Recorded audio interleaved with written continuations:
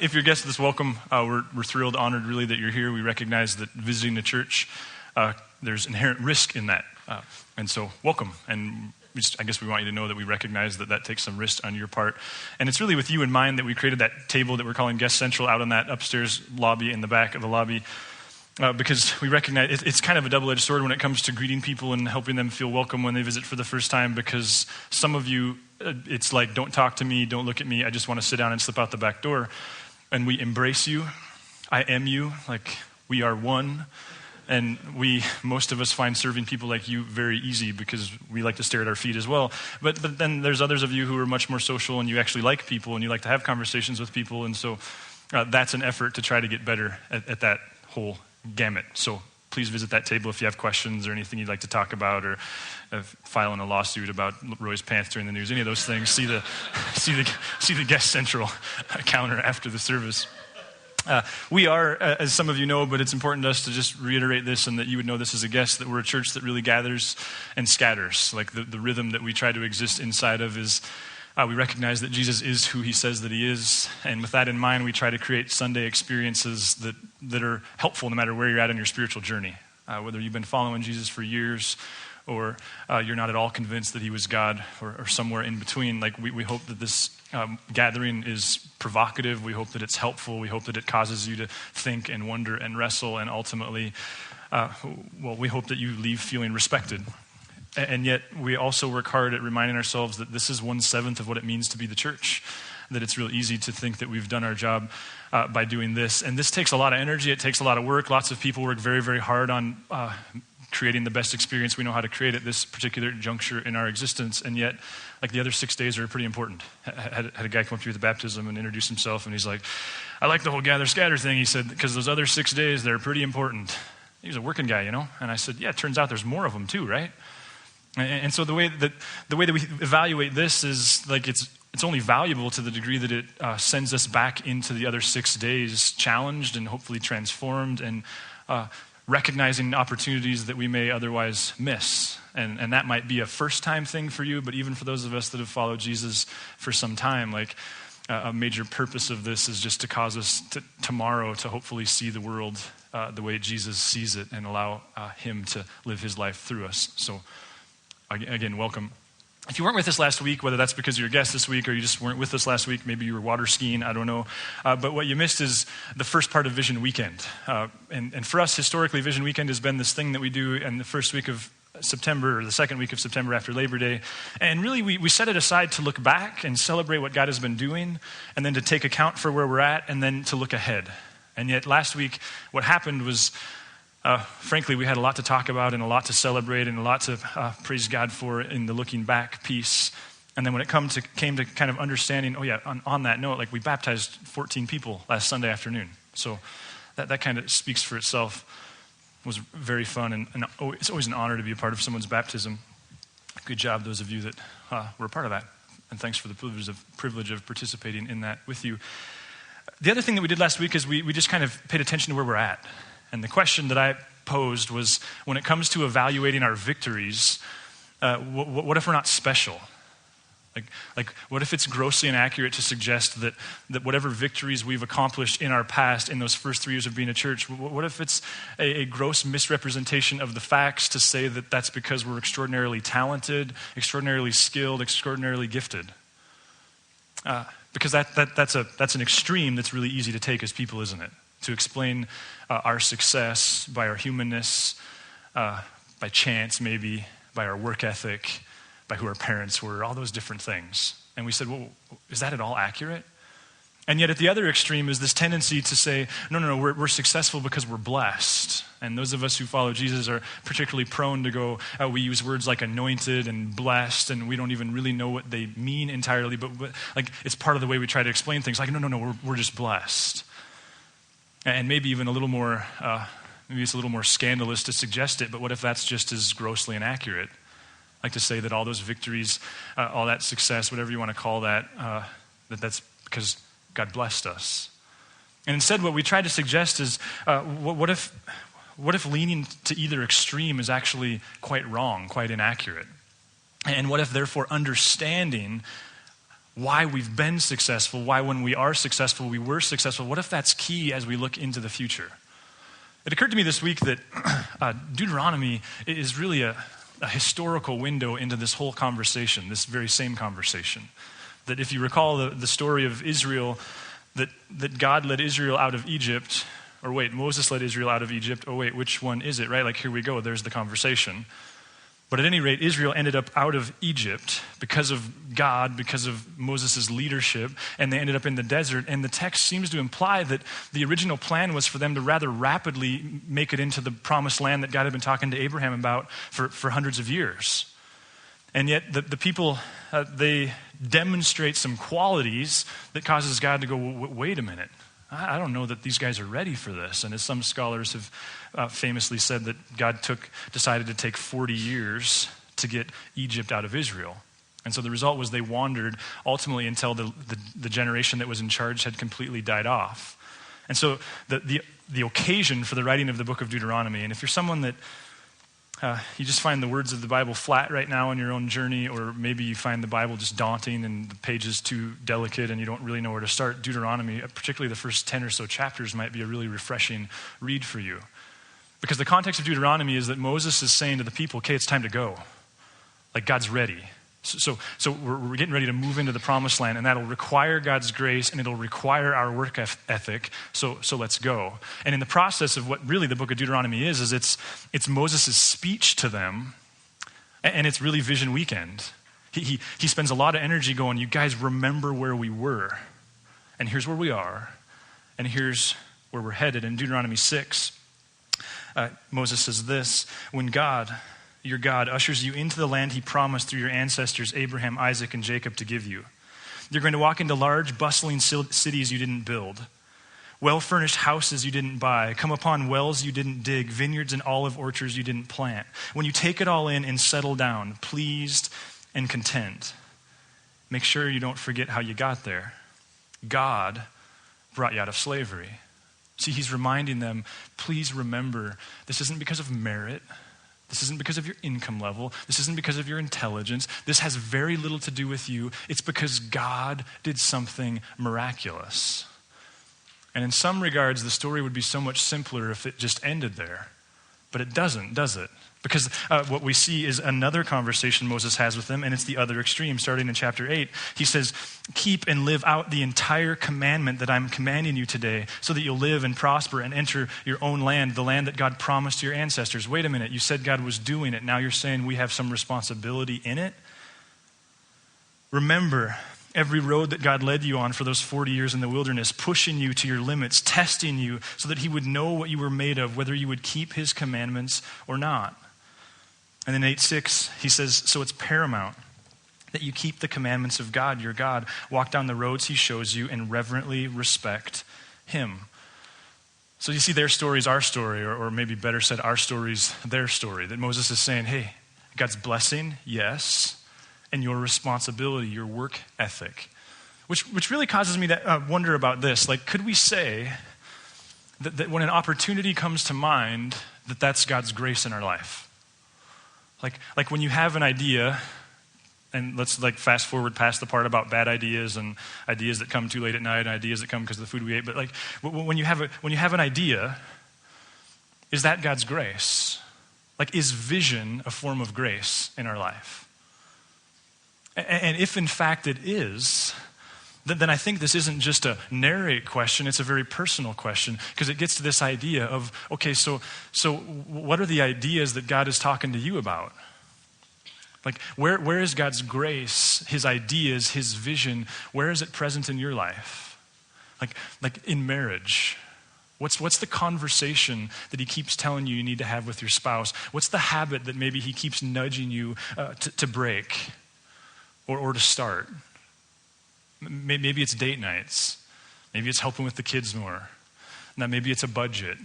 Maybe you have this particularly bad habit when you do this certain thing, like watch the Broncos lose. I mean, but maybe where's a habit? Where's something where God is talking to you? Or maybe it's not in marriage. Maybe there's a friendship. And it's been happening for weeks or maybe months, but every time you see them, you have this sense of like, I need to have them over for dinner, or you have this sense of like, man, I need to ask them about this, or I need to invite them to participate in this part of my life with me, or I need to accept that invitation they keep extending in my direction. Maybe it's with your kids. A habit you need to start with your kids, a habit you need to break with your kids, volunteering in your kids' classroom. I mean, we could go on and on and on. But maybe it's intensely personal and spiritual for you. I mean, maybe for weeks or months, you've been getting nudged every so often about getting up 20 minutes earlier to spend some time in the text. Maybe there's a spiritual discipline that God's been talking to you about. Maybe there's this volunteer thing that he keeps nudging you on. Whether it's something in the community or something local to Narrate, this like you should teach kids, or you should volunteer your musical acumen, or you should be a big brother, big sister, or you should help in your neighborhood school. I mean, whatever that looks like. If vision is grace, then before we talk about like where's that present in our life together, I think it's most important to go like, where's it present in your life? What are the simple little things that you keep pushing and you tell yourself later I'll do it, but what we all know is eventually the nudges go away. The idea dies. What the text calls our heart becomes hardened. And you know, we're prone as people, it seems, especially if you read leadership or anything, what we say is that person's a visionary and that person's not. And I suppose on some leadership level, there's a great deal of validity to that. But what if on a personal level, on a marriage, spirituality, finances, all the personal part, the part that every one of you possesses in your life, what if that's not at all an accurate way of thinking about it? Like, are some people visionaries and others are not? Or are some people with follow-through and others aren't? Like, are some people who think like, you know, I should probably start organizing some date nights. I should probably create a budget. I should probably stop doing this because it always leads to this. Are some people who have that thought and then do something about it? And how does all this relate to what Jesus says? When he says in Luke, whoever can be trusted with very little can also be trusted with much. And whoever is dishonest with very little is also dishonest with much. See, we're prone to blame God, and we're prone to give God credit. And we're prone to take credit, and we're prone to blame others. What if it's not anywhere near that clean? And if that's true for you individually, that God's grace gives you ideas and you get to choose to act on them or not, follow through with them or not, if that's true for you individually, then wouldn't that also be true for us as a church together, as a movement? Like, are some churches more visionary than others? Do some churches have better ideas than others? Or do some churches have a better habit of acting upon their ideas, seeing them through? Because let's be honest, hosting a vision weekend and throwing ideas out to the crowd, that's pretty easy. It's the other 364 days, it's the other 51 weeks of the year, that's the hard part. So what I want to do this morning is not only provoke you to think about those ideas in your life, but if you're a guest with us, this is kind of a unique weekend where we're going to spend less time in the text than normal and really kind of roll out like, here's the 6 things that we feel like God is really asking us to bear down on this year, the 6 ideas that we feel like God is calling us to steward this year. Okay? Can we do that? That's a dumb question because you're going to say no, or you could leave. I guess I could close my eyes. So the first one is this thing called Board and Helena. Some of you have heard me talk some about this, but in the early months of 2011, myself and actually Drenda, who's also from Narrate, but from a different sector as well, we were invited to be a part of this team of 10 or so people, kind of this cross-sector team that would, I suppose, steward this grant that we'd been given, the city had been given, from the Center for Disease Control. Was that right? No, not the Center for Disease Control. Yeah, it is. Okay. Drenda's looking at me and I'm going like, too much caffeine and it's second service. So we got this grant from the CDC, and the design of this grant, this is kind of my words, not necessarily theirs, but the design of the grant, if you will, is just to raise the water level of physical health in a community. So it's not a building grant, it's a planning grant. This is all stuff I learned in this process. But really the design was to assess how could we make a community more healthy by making it more active. So this deals with physical activity for sure. It also deals with tobacco and nutrition. And so we went out to Baltimore and we were part of this training for a few days, and we got punched by gangsters on the street, and then it happened, but it's an inside joke, but I won't waste your time with it other than like we got punched by gangsters on the street, and I hid behind a woman while that was happening to me. It was awesome. She's tough. So we came back and did myriad assessments within our community across many different sectors again. And as that began to occur, a couple things started to happen. One is the statement like, there's nothing to do in Helena began to get really annoying. And if you have high school students, I'm sure you're prone to hearing that yourself these days. The other thing was we started to recognize like we don't have an activity problem in this community.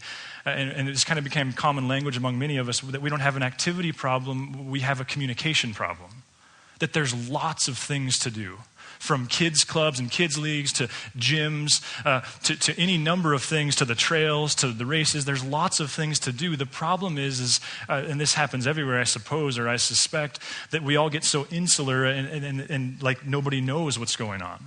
And so we began to go like, man, if we could just somehow create some kind of device where you could figure out when to sign your kid up for soccer, especially if you're new to town, or when you could figure out like, who are the people, what's the club that's willing to teach me how to learn how to ride my mountain bike and navigate the trails in this area? Or if you're just sitting around and you're going, hey, I'm bored, what could I do on Saturday? If we could create a device that could actually answer those questions, then wow, when it comes to being a church that matters, that wants the most ardent critic of Christianity to be bummed if we cease to exist because the impact is so tangible, like that would be cool, or at least that's what I started thinking. Then my brain started going to the church end, and ultimately I went and had a conversation with Amy from the city who was leading this grant and went, could Narrate just take this one and run with it? Like, I think we could get behind this. It fits our vision of serving Helena. It fits some of the expertise that we have in our movement, in our community, in our relationships. We have Raji, who is one of the best web designers in the country, and we have Chris Rowan, who's one of the best programmers in the country. Like, we could do this. And she gave us her blessing, and so for about a year ago, we started working on this thing called Board in Helena. The design being that if you're a young family and you're new to town and you really want your kid to play soccer, but you don't know that the Y has all the soccer, that maybe through a realtor you find out about Board in Helena and you go on this website and you go like 5-year-old, the search engine thing is so simple, 5-year-old soccer, and what comes up is all the registration deadlines for all the different soccer leagues. Or if you're an adult and you're going, I want to do something on Saturday, you could search it that way. Or if you're a couple who's a new empty nester couple and you heard that the mountain biking here is amazing and you would like to learn how to mountain bike, but you want to like have someone teach you that, you could go online and you might be able to find a club who like rides every morning at 10 in the morning on Saturday, every Saturday morning at 10 in the morning, and you could go join them. That's the idea. We recognize it's a big deal. It's a lot of work. And part of what I think makes this unique is what we're saying is we're not going to wait for event coordinators to come to us and put it on the site. I mean, there's the ability to do that. Anybody can submit an event. But we're going to go to them as a church. We're going to find them. We're going to get all the information we possibly can on this site, and then we're going to use our resources and relationships to market the thing. And the experiment is after 2 years, could we flip that energy and actually have this resource that the community depends upon to the extent that when someone goes, hey, I'm going to start an archery club that meets every Saturday morning, they go, well, you got to get on Board in Helena because that's where everyone goes. Big, grandiose idea that's anything but fail-proof. So, where there's opportunity for us is obviously in your own life and in your own relationships and your own networking, and we're working on getting you things like business cards that you could use to share it. I'm having lots of conversations with business leaders about different key places where we could provide things like, say, coasters and kind of be a part of branding it that way. Really where we're at is we need a team of 4 or 5 people who, like, you catch the vision for this, and you love the idea, and you're maybe even good at marketing and sales and relationships, and you'd love to, similar to what we've done with Dodgeball and similar to what we've done with Ales for Trails in the past, that you'd love to be a part of this on the ground floor. We need to create a blender, if you will, a team that kind of champions this and bleeds this and brings it to fruition. So you can be part of this in several ways, both in the everyday sense and on the leadership sense. Second thing is foster care and support. The other idea that we think is ours to steward is this idea of foster care and support. For well over a year, the thing that we've been wrestling with is we do a great job of serving our community, and we want to continue to do that. And yet the Bible is real specific that part of the ways we better exist in the local context is for the orphan and the widow, the poor, like issues of injustice. And so we've been asking, like, what are those issues of injustice in our community? Knowing that we can't do it for everyone, but we'd like to do for one what we wish we could do for everyone, which leads me to Isaiah. This is God And this was in a unique context in Israel's history where they got so caught up in their temple ritual that that's really all they were doing. And God says this, quit your worship charades. I can't stand your trivial religious games. Monthly conferences, weekly Sabbaths, special meetings. That's why we call them gatherings. I can't stand one more. Meetings for this, meetings for that. I hate them. You've worn me out. I'm sick of your religion while you go right on sinning. When you put on your next prayer performance, I'll be looking the other way. No matter how long or loud or often you pray, I'll not be listening. And do you know why? Because you've been tearing people to pieces and your hands are bloody. Go home and wash up, clean up your act, sweep your lives clean of your evil doings so I don't have to look at them any longer. Say no to wrong, learn to do good, work for justice, help the down and out, stand up for the homeless, go to bat for the defenseless. What we've been wondering, and we're now kind of committing ourselves to wondering in a more grand level, is what if our area of like really pressing in on the injustice issues, what if that deals with foster care and support? Like what if God would call some of you to be foster families? And there's a class starting up, I believe next week, and we'd love to get you more information about that. There's also the opportunity to do respite care, which you have to take the class to even, like if a foster family goes like, I just need 2 days off from these kids, then in order to like provide that for them, you have to have gone through the same class. To also some of the other smaller things that we've already done, the gift card glasses. Like that was part of the experiment of like, would God have us really support this community? From a leadership level, one of the phrases that we use a lot around here is bullets, not cannonballs. It comes from Jim Collins in a book called Great by Choice, and what he observes is that successful organizations, when they have an idea, they don't leverage all their resources and shoot a cannonball. Because if they miss, well, they're out of resources. Instead, he says what successful organizations do is they take a little bit of resource and they shoot a bullet. And when they inevitably miss, they recalibrate and they take a little more resource and they shoot another bullet. And then when they miss again, they recalibrate and they shoot another bullet until they've got it dialed in. Then they leverage more resources to shoot a cannonball. I think we're in the bullets stage of foster care. And we're working to shoot some more bullets in forms of using some of our split firewood for families, potentially. The Christmas trees that we've partnered with on the city to provide some of those, potentially. We're in conversation with the small business to do some Thanksgiving baskets for foster families, and maybe you have an idea of a bullet that we can shoot. It just seems to me that where we could really deal with injustice in our community is to support the couples who are welcoming and the singles who are welcoming these kids into their home, to support the kids themselves, to support the office on the government level, and even maybe to find ways to support parents who are having their kids taken away. And there's a long list of ideas that we have to play with, and that'll kind of roll out through the course of the year. We'd love to have you join us in that, and maybe you have an idea. Third is this thing that we're called interns. That's not a new word for any of us. I don't know why I started it that way.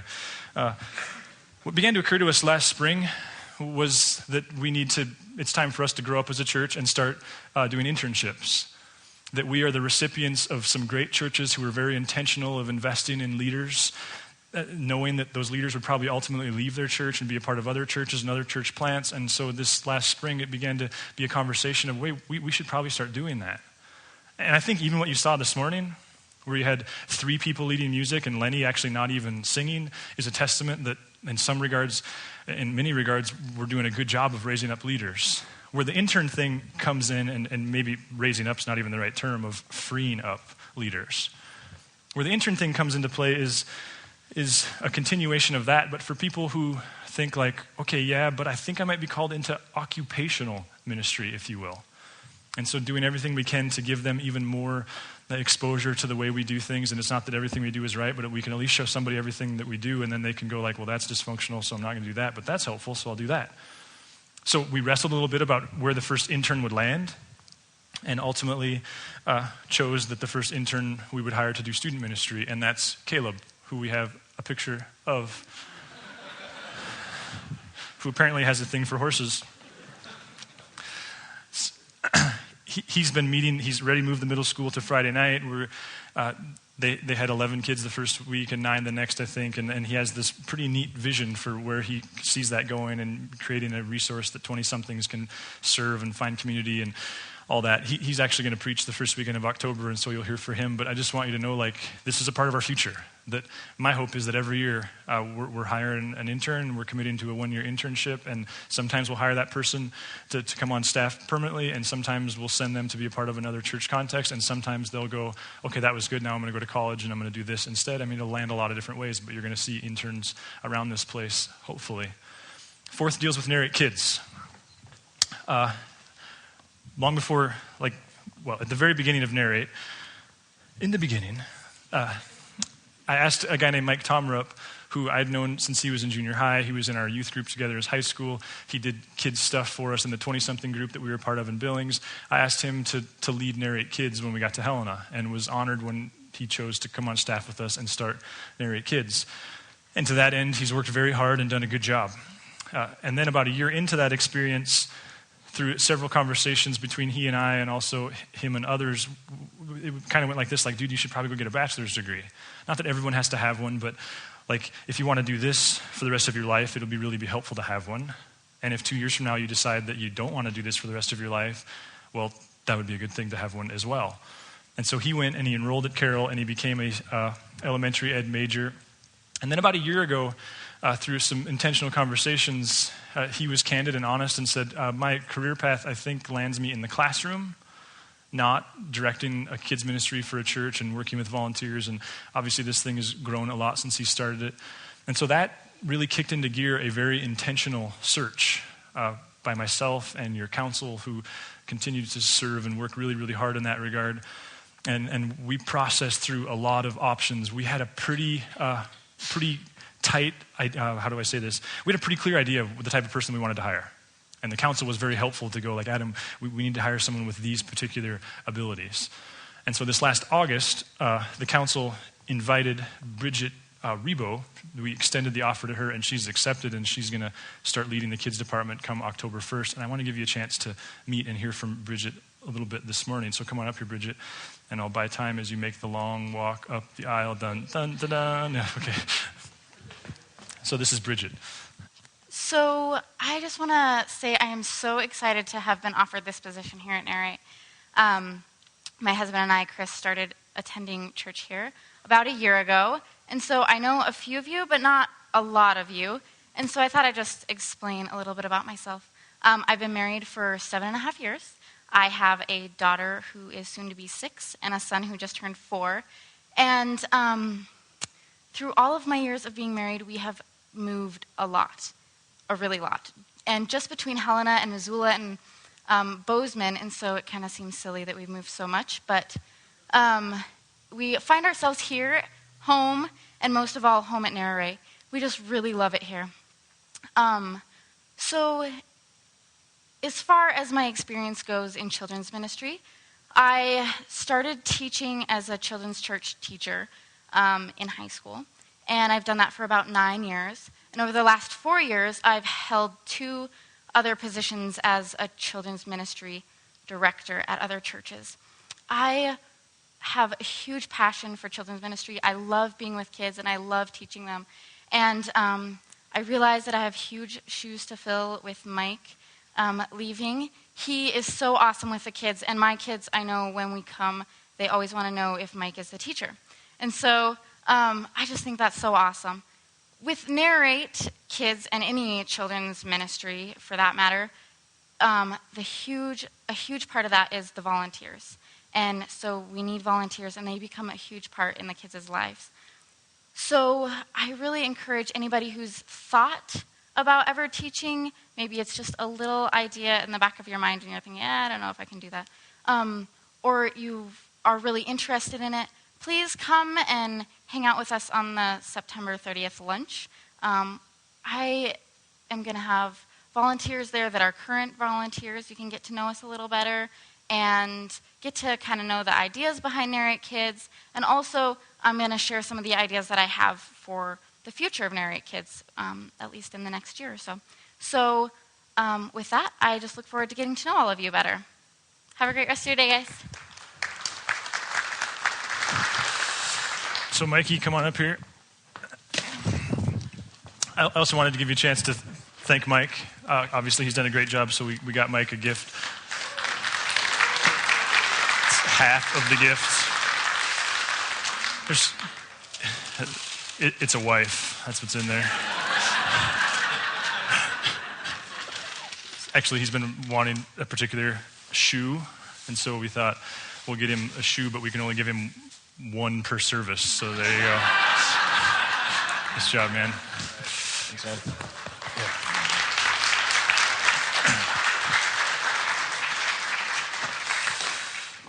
We're excited, and we're proud of Mike and the foundation he's built, and we're thrilled to have Bridget convinced she's an idea person. She's a mover. She's already working on some really neat changes, and so stay tuned. Here's the story that I look forward to hearing, is the parent who comes up to me and goes, "Your preaching's terrible, and the music is so boring. And the only reason I'm here is because my kid wakes me up every Sunday morning because they won't miss Narrate Kids." That's really the story that we're shooting for, though it'd be nice to have our cake and eat it too. The other thing deals with the Grand Street. If you've been with us since we've been here, you know that our goal from day one was to exist in such a way in this place that we wouldn't just pay our rent, but that we would bless this place.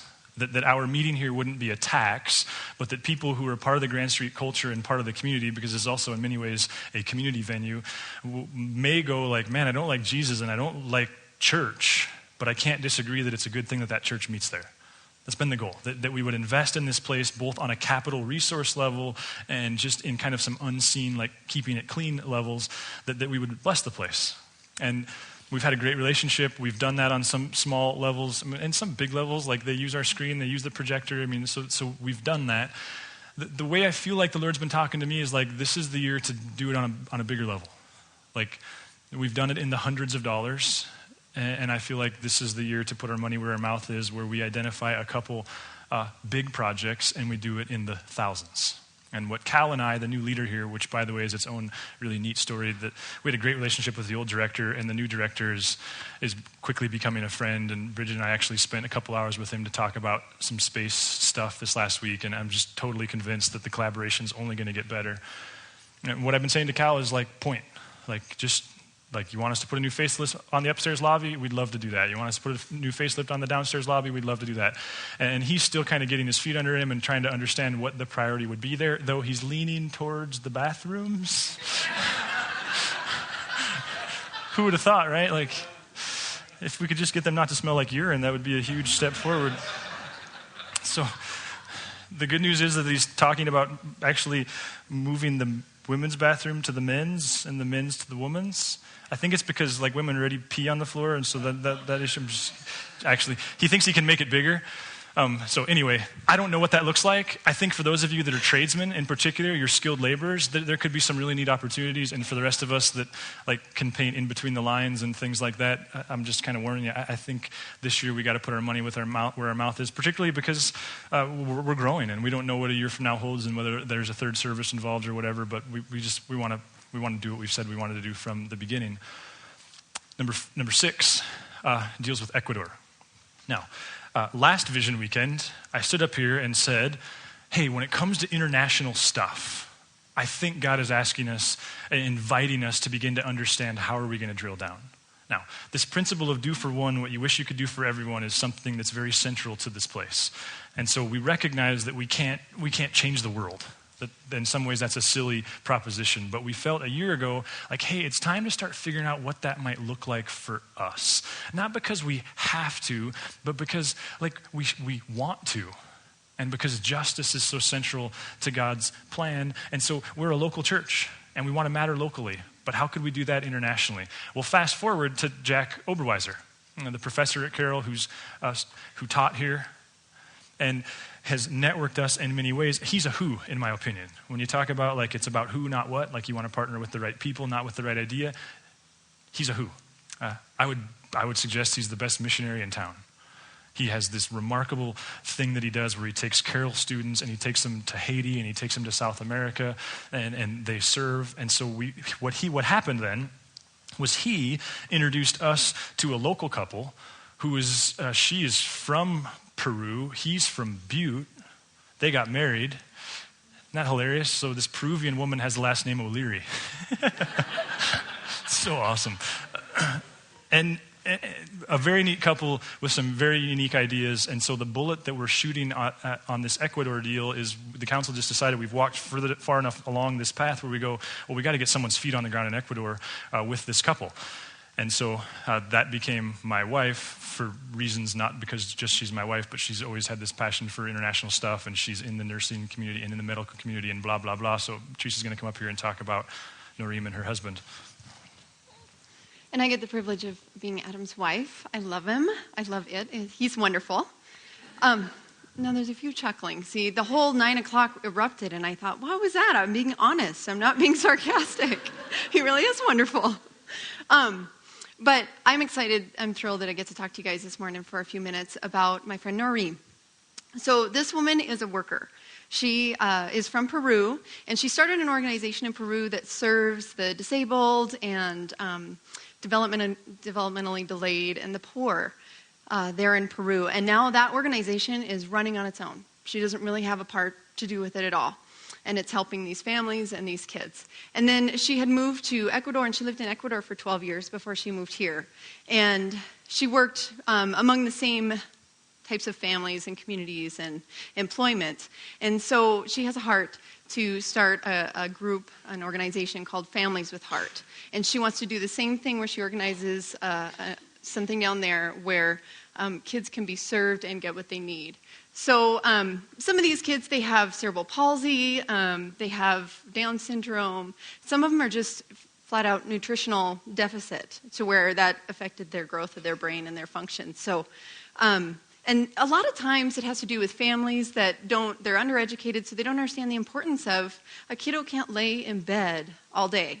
You know, they need to be able to get up and get to a chair or get, mobilized and move around. So sometimes these poor CP kids are just, hanging out there. They don't get the speech therapy, they don't get the physical therapy, they don't get the occupational therapy that they need, both for undereducation but also for resources. It's expensive. And the government does not supply and care for these families like we get to benefit from here in the States. So she's organizing, like a sponsorship program, and the idea is that, someone could sponsor, for $30 a month, sponsor these kids, and they could get the therapies and the treatment that they need. And we would go down there at least every 6 months at a minimum and make sure that these things are happening, that there's no part of the organization that's pocketing the money or anything like that. So this is a woman who likes to get things done. So in part of our, small bullet shooting, is this where we should go? Is this what we want to do? She said, hey, come with me. So I get the privilege of going down at the end of October, and I get to meet these kids. I get to see their homes. I get to see the environment. I get to see the different organizations, the hospital, the nutritional facility, and the jail, and all these different places. And she says, I just want to show you what we can do down there. And part of it, she wants to have a big birthday party for these kids. So up here, we have some little cards. And she said, if there's any way we could just bring some gifts, she's like brainstorming, how can we get these little trinkety type gifts for these kids, just to help them enjoy and feel celebrated. So on Halloween, on the Day of the Dead in South America, we get to have a birthday party. And so this is just an opportunity if you guys have a little bit of resource, $10, $15, it's not much.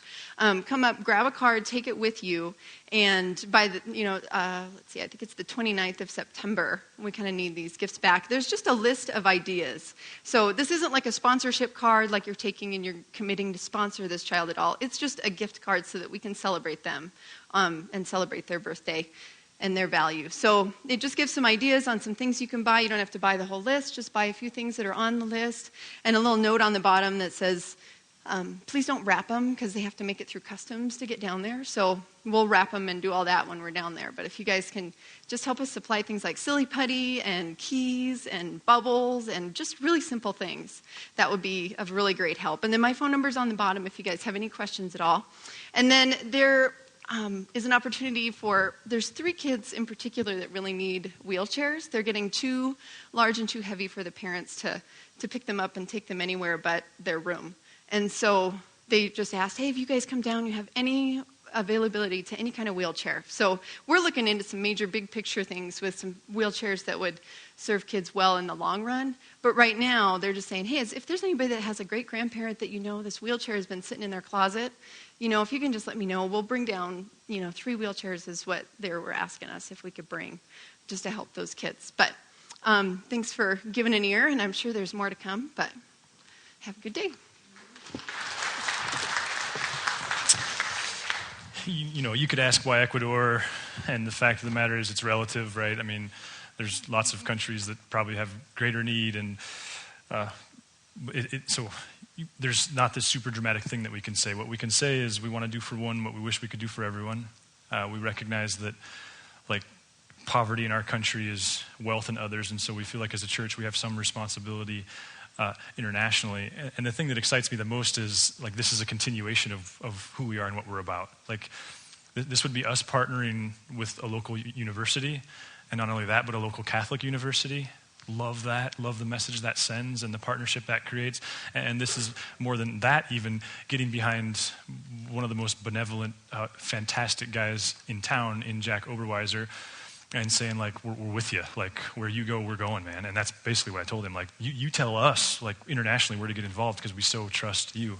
Which, by the way, on that note, we're also playing a pretty strategic role in the Hope for Haiti race that the Carol program is doing here at the end of the month, and we'll talk more about that later.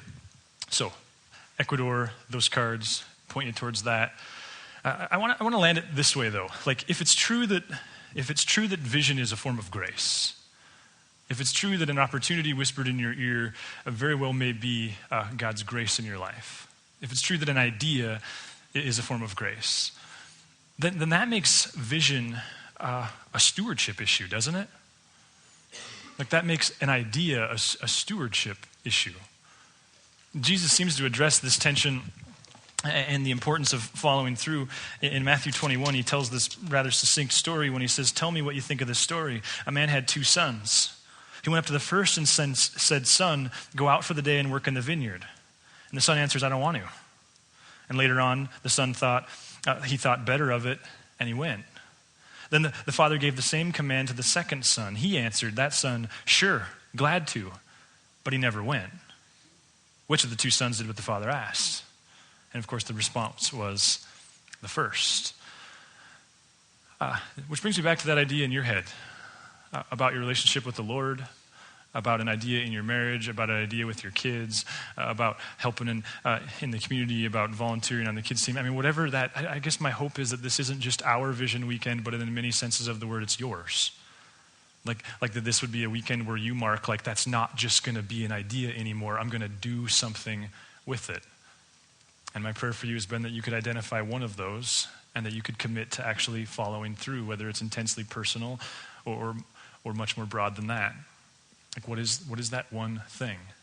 And for some of you, perhaps that's starting a relationship with the Lord. Many of us have been there, where you reach this point where all the questions that are ever going to be answered or dealt with, they're not all going to ever go away, where there's this reality of, I need to decide, am I or am I not going to do this with my life? And the temptation in that season where God is calling you to commit, which historically has been what we use baptism for, but in our culture, we acknowledge it to God, and we get baptized later. The temptation in that season is to believe that that desire will always be there. And Scripture addresses that too. It's called the hardening of the heart, and it warns us no. Good ideas, they go away if they're not acted upon. A decision to follow Christ will also grow cold. So I don't know what idea you're working on, or even if you're someone that's going I just need to commit. I need to decide. I know enough to go I'm going to place my trust, not my no, not all my intellectual issues are dealt with, but my trust that Jesus is who he says he is. I need to do that. Then maybe is far more than this is Vision Weekend for us. Maybe this is a point of commitment for you. And then for us as a church, of course, I lay before you these 6 things and go, good ideas, well, those are cheap. They're easy. You don't even have to get out of bed to have a good idea. The real work starts now. And whether that's you're wanting to help us board in Helena, we'd love to have your partnership there. Or in the foster care and support, maybe you have ideas there. Maybe you need to talk to the guest central about the class this week. are starting this week. Maybe it deals with Narrate Kids or the middle school stuff or Ecuador or your skilled laborer going, dude, like put me on the list, and maybe even your expertise will kind of direct what that big project is. Whatever that is, there's two sons. And Jesus says, ultimately it's not the one with the best of intentions, it's the one with follow-through. And I hope the resounding message of Vision Weekend this year is it's both. It's having an idea and it's following through with it. Could I pray? And we'll call it a morning. God, thank you. It's remarkable that you've created a world, and it seems like both theologically and even outside of theological conversation, we're constantly wrestling with, like, when is it nature and when is it nurture and when is it grace and when is it hard work and when is it luck and when is it God's blessing, and there's circumstantial issues and there's the decisions that we make in our individual lives. And God, quite frankly, we stand at this rather mysterious crossroads, and we don't understand the percentage of relationships, and we don't entirely get like how dependent we are upon your grace and how dependent we are on our effort. We recognize that we get in your way more than we help you, but it sure seems like effort plays a big part. God, our commitment to you is we want to be a people who have a bias for action. Who, if we err to the side of staying too committed for too long to a bad idea because we were willing to work at it. That we wouldn't be hopeless or hapless dreamers, God, who just talk a big game, but that we would continue to live it. We pray even decades from now that should we get the chance to pass the baton to another generation, that the baton that we would pass is, well, they always erred to a side of action, of follow-through, of having an idea and actually committing their time and their energy and their resource to it. And God, I more specifically want to lift up to you those people who really are contemplating beginning a relationship with you. That they would do that they would have the courage to have a conversation with whoever it is that brought them, whoever it is they know that follows you, about what those next steps would be. Because God, we want to be a community that's not only impacting Helena and serving it no matter what they think about you, but one in which real transformation happens, real lives changed. We love you. Amen.